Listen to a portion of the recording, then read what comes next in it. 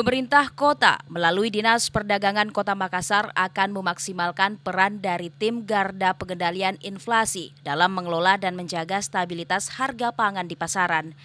Kepala Dinas Perdagangan Kota Makassar Arlin Aryesta mengatakan, tim Garda Pengendali Inflasi yang terdiri dari perwakilan dari Badan Pusat Statistik, Bulog, Dinas Ketahanan Pangan, Dinas Pertanian, dan Perumda Pasar Makassar Raya ini nantinya rutin melakukan pengecekan pergerakan harga serta ketersediaan pasokan di sejumlah distributor dan pasar tradisional di Makassar. Ia menjelaskan kegiatan pengecekan dan pemantauan harga dan stok kebutuhan pokok masyarakat di seluruh pasar-pasar tradisional yang ada di Makassar akan terus rutin dilakukan karena dinilai efektif menekan inflasi.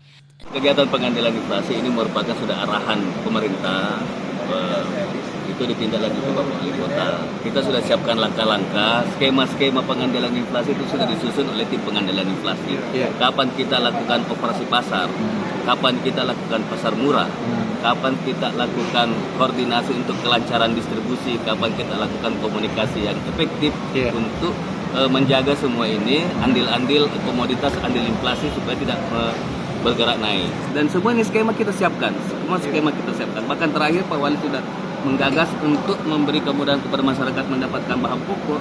Nah, kita kerjasama dengan distributor, begitu juga Forum Bulog untuk mendistribusikan bahan pokok, kebutuhan pokok masyarakat di posko-posko Makassar Recover di kelurahan-kelurahan. Itu sudah kita lakukan pertemuan teknis, insya Allah segera kita bentuk kelompok-kelompok usaha. Jadi ini akan membangun sirkular ekonomi.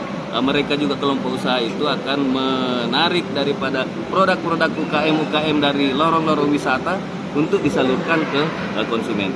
Selain itu, Dinas Perdagangan Kota Makassar akan menyiapkan langkah-langkah intervensi seperti operasi pasar murah yang akan dilaksanakan di seluruh kecamatan Kota Makassar. Mulyadi, Fajar TV dan Fajar Radio melaporkan.